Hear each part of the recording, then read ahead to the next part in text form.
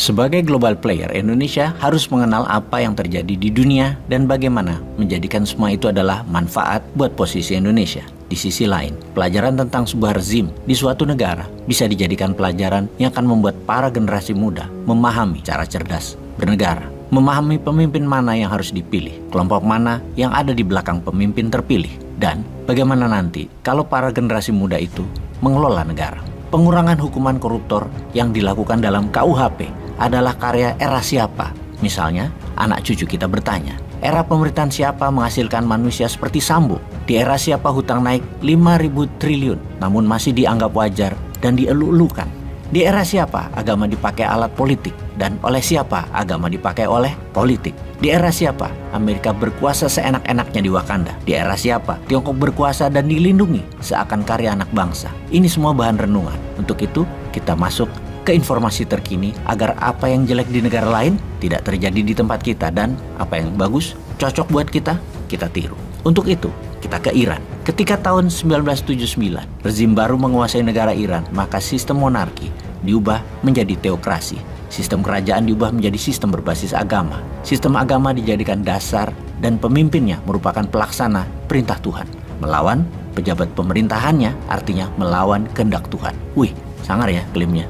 Rezim baru Ayatullah membangun kekuatan paramiliter baru. Sejak saat itu, pasukan elit dari tentara Iran bernama Sepah-e-Pasdaran-e-Helab Islami, yang artinya The Army of Guardian of the Islamic Revolution. Sejak saat itu dunia mengenalnya dengan nama Iranian Revolutionary Guard Corps atau IRGC, Tentara Garda Revolusi Iran. Dibentuk atas perintah Ayatullah Khomeini, pemimpin spiritual Iran pertama yang diciptakan untuk mempertahankan rezim dari ancaman dari dalam dan dari luar. Namun sekarang fungsinya menjadi meluas, menjadi sangat powerful. IRGC menjadi penentu kebijakan luar negeri Iran, mengendalikan masyarakat atau Kamtipnas kalau zaman Pak Harto dulu, mengelola ekonomi Iran, juga mengendalikan operasi militer hingga mengendalikan siapa yang akan jadi pemimpin pengelola pemerintahan Presiden Iran yang dipilih nantinya secara kolektif dari para pemimpin spiritual Iran, kolegium yang memutuskan. Namun semua dikendalikan Tentara Garda Revolusi.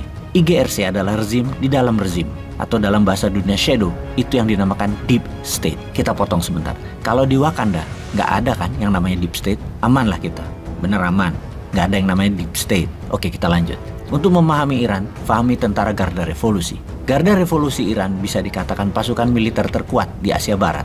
Kita mulai dengan data keberanian mereka menantang hegemoni Amerika, di mana di tanggal 6 Desember kemarin 2022 tahun ini, kapal perang Amerika di Selat Hormuz diganggu Garda Revolusi. Kemudian di tanggal 8 Desember kemarin, senjata berat dikirim ke Hizbullah di Beirut yang digunakan untuk menyerang Israel dalam jumlah yang sangat besar. Kita mundur ke bulan November, pemerintah Kanada memasukkan kategori IGRC adalah organisasi teroris, di mana sebelumnya sebuah drone dari IGRC military base menyerang kapal tanker milik negara Liberia yang dilindungi oleh armada kelima Amerika.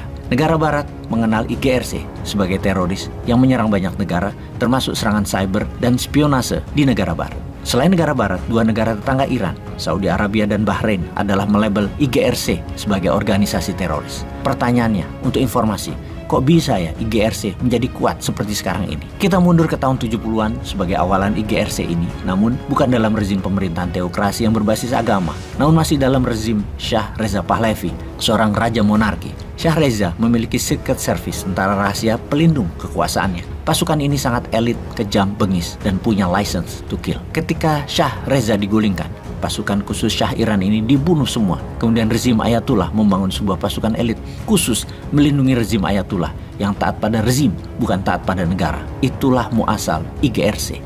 Rezim pemerintahan juga membuat undang-undang khusus yang memisahkan militer yang melindungi Iran atau negara Iran dengan IGRC yang melindungi rezim penguasa. Hal ini membuat Tentara Garda Revolusi Iran adalah lembaga sah di Iran untuk berbuat semaunya untuk melindungi rezim dalam keputusan politik dan kendali negara. Hal ini ditambah dengan peristiwa di mana Irak menyerbu Iran di tahun 80-an. Perang panjang selama 8 tahun itu merubah landscape kefungsian dan keberadaan IGRC jauh di atas Tentara Nasional Iran. Rezim Iran tidak percaya tentara Iran. lebih percaya IGRC karena sewaktu perang melawan Saddam Hussein Irak tersebut, tentara Iran tidak berjuang sepenuh hati, bahkan melepas tentara Irak agar bisa masuk ke Iran. Akhirnya 31 divisi IGRC berdiri di 31 provinsi di Iran. Secara organisasi IGRC bukan seperti tentara di suatu negara pada umumnya. IGRC lebih seperti aslinya para militer atau milisia atau milisi, kelompok pasukan pemberontak. Lebih seperti ISIS atau Al-Qaeda model struktur organisasinya.